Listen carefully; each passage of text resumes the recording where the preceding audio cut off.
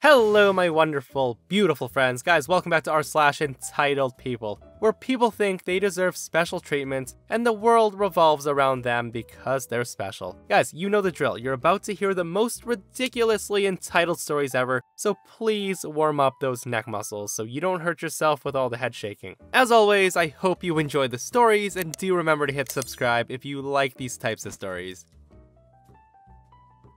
I've been working at my uncle's food truck for a couple of years now, and this is a pretty common occurrence, which I just hate. So, my uncle gives veterans 50% off their food because his dad, my grandpa, was a Vietnam War veteran in the Marines. Before he passed, he would never get any benefits from businesses in New York, compared to down south, where they treat veterans like gods. Now, I never thought much of it, it's just something nice he likes to do for veterans. Now, the thing is, my uncle's not living in lavish. He's your average paycheck-to-paycheck American, and my dad and I always tell him that he should bring the discount down to 20% because he's losing money every time he gives a veteran 50% off. But he never budges. So one day, I'm taking this guy's order, and he tells me he needs to pull up a note on his phone because he's picking up food for his whole family. The guy orders $120 worth of food. So I put the order in, and my uncle starts making it. Now, when I tell him how much it is, he tells me that he's a veteran, and that he'd like the 50% off discount. I then ask him which sandwich was his, so I could give him half price for it, and I could tell right away that I was about to get yelled at.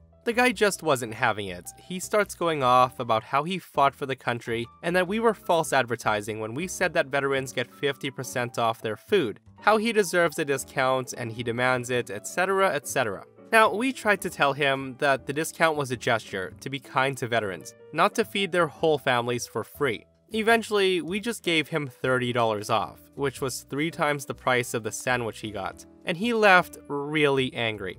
I just think it's really upsetting that people will take advantage of a discount that's meant to be a kind gesture, when we're already not profiting from giving them 50% off. If this keeps happening, then the discount's gonna have to go down, and it's gonna ruin it for everybody. Guys, 50% is such a generous discount, and I think OP's uncle needs to make some adjustments to the sign that specifically says that it's limited to 1 sandwich or 1 meal or something. Now, I remember reading the super entitled story a few months ago where this entitled wife of an army veteran demanded 50% off on her order because 10% wasn't enough. And the funny thing is, she said, "My husband didn't become military to only get 10% off of stuff." Like, some people are super entitled. So this person in the comments says, "I'm a veteran. This kind of behavior is absolutely disgusting to me. It's one thing to get 10% discount, but 50? And then apply it to your entire family's order? I've said this before, but the military is a microcosm of the general population. There's good people, steaming piles of crap, and everything in between. And the person trying to get such a discount on such a large order is a steaming pile of crap."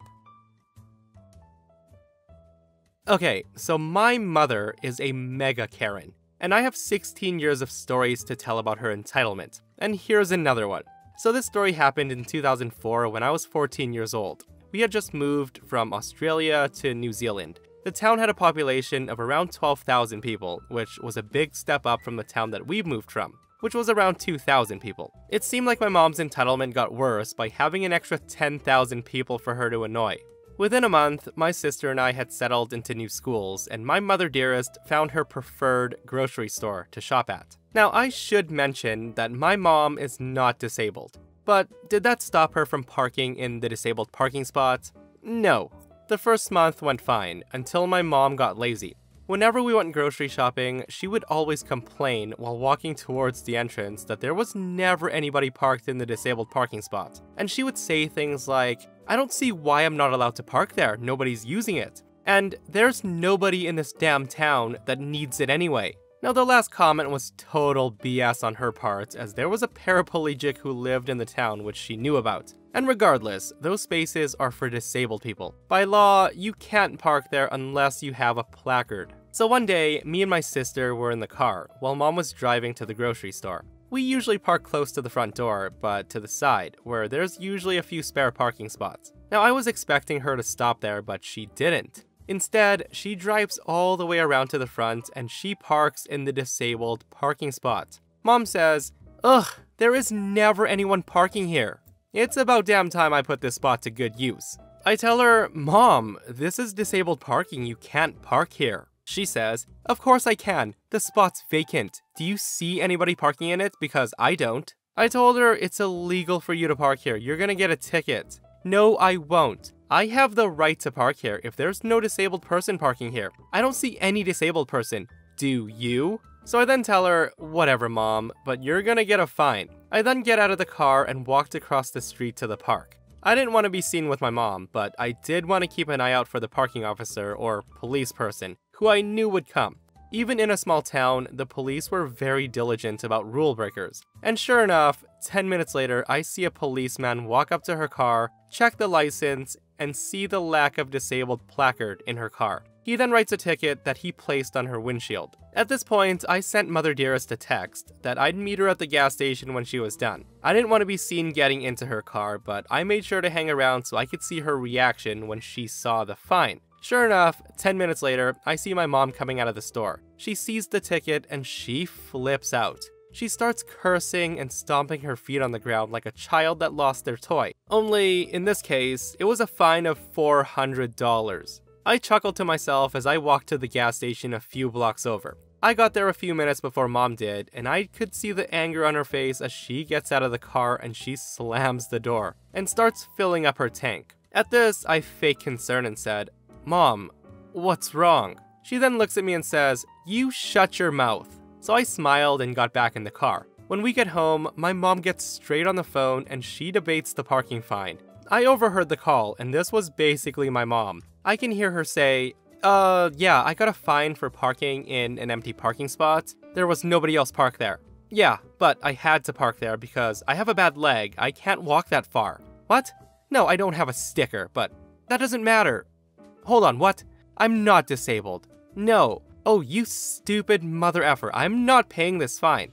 And then she hangs up. So a few months later, I'd assume that she paid the fine, but obviously not. She then gets a letter in the mail regarding an unpaid fine, which was now even more, with the added late penalties. So Mom went to the courthouse and she paid it, but I didn't hear the end of it for 3 months after that. She'd complain about it any chance she got, making it out like she was the victim. I wish I could say that she learned her lesson, but she didn't. She ended up parking there a few more times, and she got more fines. A Karen never learns.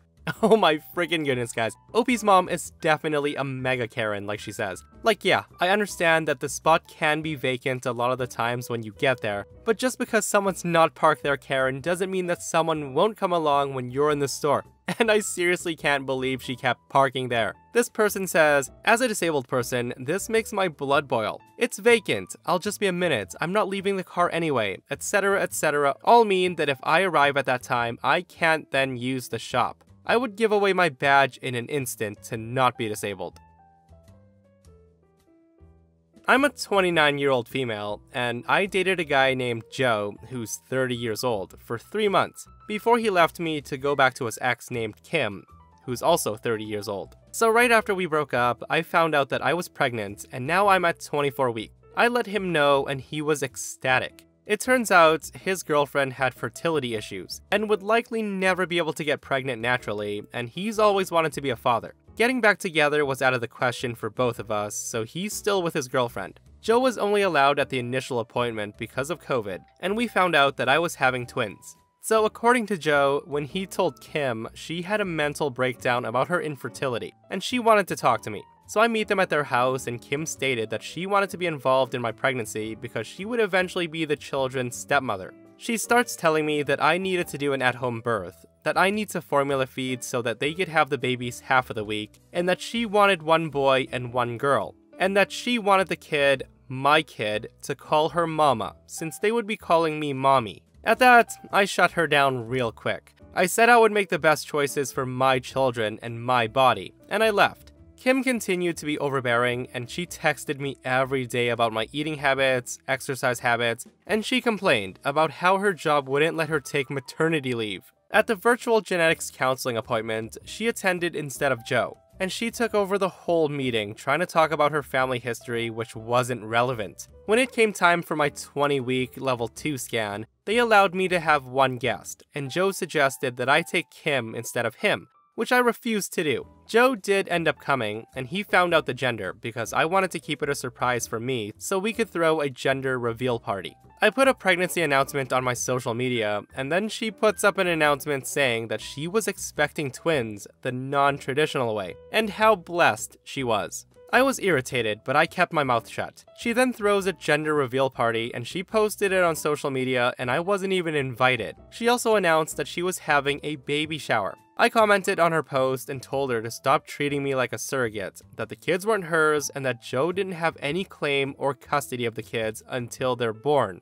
I then called Joe and I reiterated all of this and stated that I would not be seeing either of them until we went to family court, and that my mother would be my birthing partner. He and Kim and some of her friends and family are saying that I'm a terrible person, and her mother even called to insist that I give her one of my babies, like this is the parent trap. So am I the a-hole?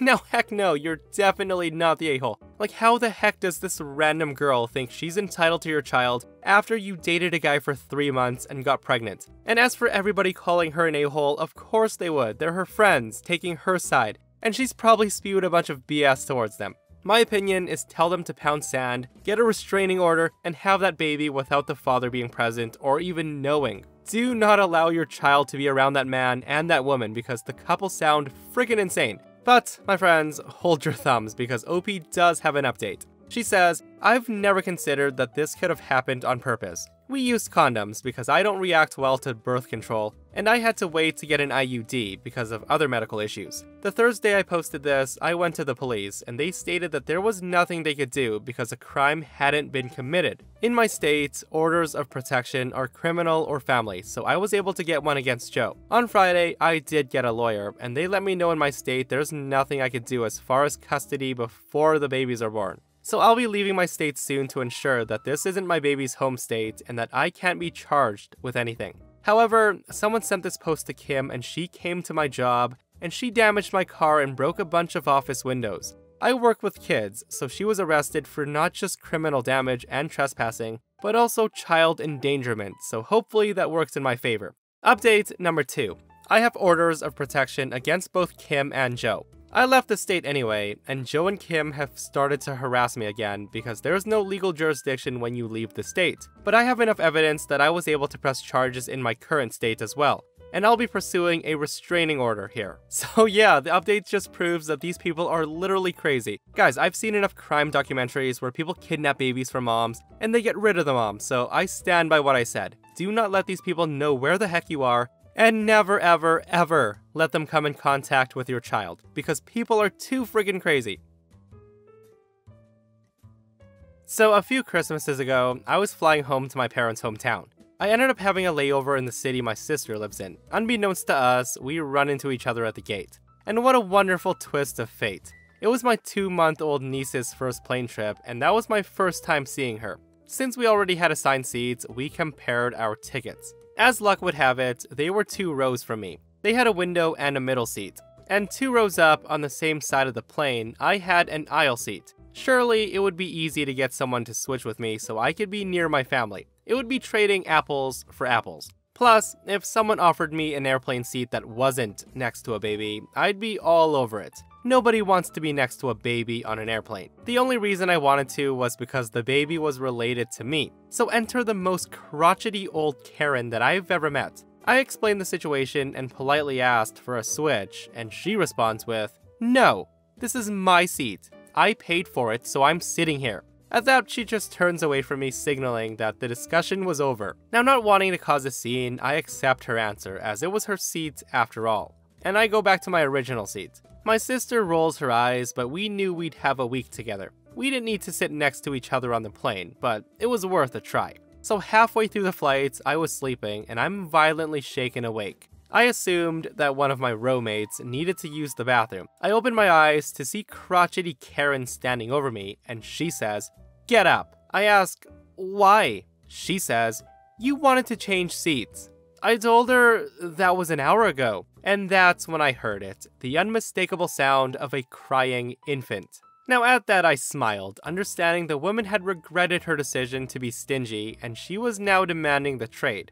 However, being crotchety, she was still incapable of any politeness. I told her, I'm good here. I was just napping. She says, "This is my seat." I told her, no, it literally isn't. I paid for this seat, so I'm sitting here. At this point, the stewardess approaches us to see what the problem is. The old woman demanded that I get out of her seat as she paid for it. I then hand my ticket to the stewardess, explaining that I indeed asked the woman to switch when we were boarding the plane, and she turned me down. Karen then gestures to my wailing knees and stated that obviously she couldn't sit there and she wanted to switch now. The stewardess then says to her, "So you didn't want to switch seats, but now that there's a crying baby, you've changed your mind?" Karen screeches, "Yes, she said she'd switch with me, but now she won't. Make her get out of my seat."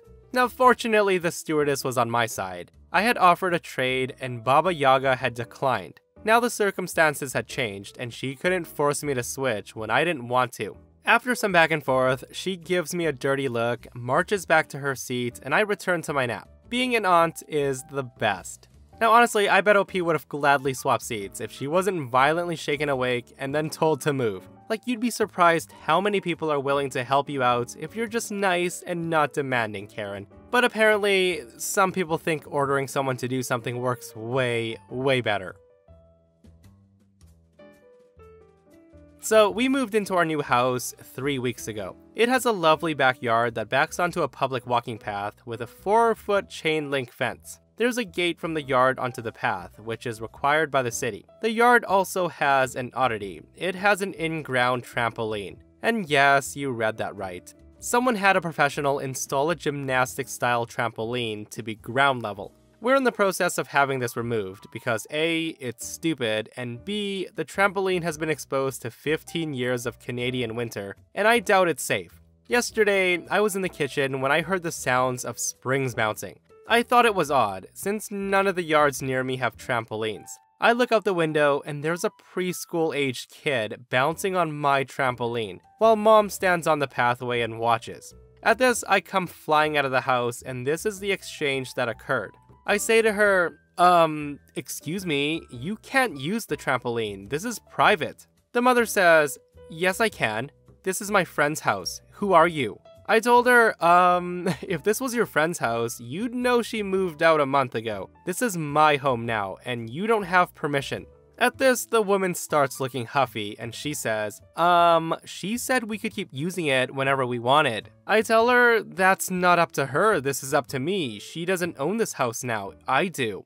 It's unsafe, and you can't use it. The woman's not listening, and she says, "It's not your house, it's your dad's, I've seen him." Okay, so clearly she lives somewhere nearby. And I say, "You mean my husband? I can assure you that I do own it. If you'd like, I can call the police and they'll sort it out for us." Now the entire exchange has occurred while my dogs are going insane inside the house. They see someone strange in the yard, and they're not small dogs. One is nearly 200 pounds. The mother then steps into my yard, picks up her kid from the trampoline, and she steps back saying, "Your dogs are monsters." I then say to her, "I'm gonna open the door now and let them out, so you can find out if you want." Mom then took off down the path with her confused looking kid. I then put a zip tie on the gate so it can't be opened, and I'll be finding a company this week to take it down and fill the pit of despair under it. Guys, I love the stories where people always say, "Oh, the person who used to live here let me use it all the time, so you have to too." Yeah, no, get off my property before I call police, Karen. It's so funny how some people think that way though. So for starters, I live in Canada, which gets a decent amount of snow. We've had about 3 feet in the last 2 weeks. Now what's worse is it's been about -35 most days, and not only does it suck shoveling, but doing it when it's freezing is even worse. Now to the story. So I live on a street with only a few houses, and I don't really know or talk to my neighbors all that much. So last week, I went out to shovel before I left to work, so the snow in my driveway wouldn't be driven on. I got up good and early, and finished quick, when the neighborhood kid comes over to help me after finishing his drive. We decided to be good neighbors and shovel the 3 other houses on our block. The next day comes, and we have another 3 or 4 inches of fluffy snow. Not difficult to shovel, but it still takes some time. The same kid comes and helps me do my drive, his drive, and the 3 other houses. I ask if he wants some hot chocolate, and he says sure. I then give him 20 bucks because he's 14 years old. He doesn't need to be out there at 6 a.m. shoveling 4 driveways. The next morning, we get another skiff, and I slept in an extra 15 or 20 minutes, which meant that I was only able to shovel my driveway and help the other guy do his before I had to run to work. He said he had to get ready for school, and we left the other 3 houses untouched. So on this day, I come home from work, and my wife said that she was yelled at by one of our neighbors because they were late for work this morning because they were, quote, snowed in. I then asked which one, and decided to go talk to the neighbor. Now, I wasn't trying to be confrontational, I was just seeing what the heck their deal was and why they were approaching my wife. Now here's the conversation. I say to the person, hey, I'm sorry to bug you guys, but my wife told me that you guys had a bit of a disagreement today, and I just want to clear up what happened. Karen says, well, like I told her, I was late for work and I got in trouble because I couldn't get my car out of the garage this morning with the snow. Why didn't you and the other boy shovel it? I then said to her, oh, I'm sorry, I slept in and the boy had to go to school early, so we only shoveled our own and took off. Karen says, well, I don't think that's very fair at all. You can't just shovel our driveways one day and then not do it the next day. I had to go out in the cold and shovel to go to work. At this point, I just laugh at her and say, well, I'm so sorry we made it tough on you because we've been out in the cold all week doing it with 0 thanks. We'll make sure not to touch your driveway in the future. She then slams the door. Now, nothing made me happier than 3 days later when it snows again and we got about 8 inches of snow. I was talking to the other boy about it and we were shoveling our driveways and the 2 other driveways on our block and leaving hers alone. Guys, some people are just too gosh darn ungrateful. You shoveled the last 2 times, so why didn't you do it today? I had to shovel my own driveway. Yeah, like how you're supposed to do it. Give someone an inch and they take a frickin' mile, right? And that, my friends, is r/EntitledPeople. Guys, I hope you enjoyed today's stories because Steve-O sure as heck did. And if you guys missed yesterday's episode, a Karen and her family rob a frickin' 7-Eleven. It's such a crazy story, so go check it out if you haven't, and myself and Stevie Boy will see you guys in the next one. We love you.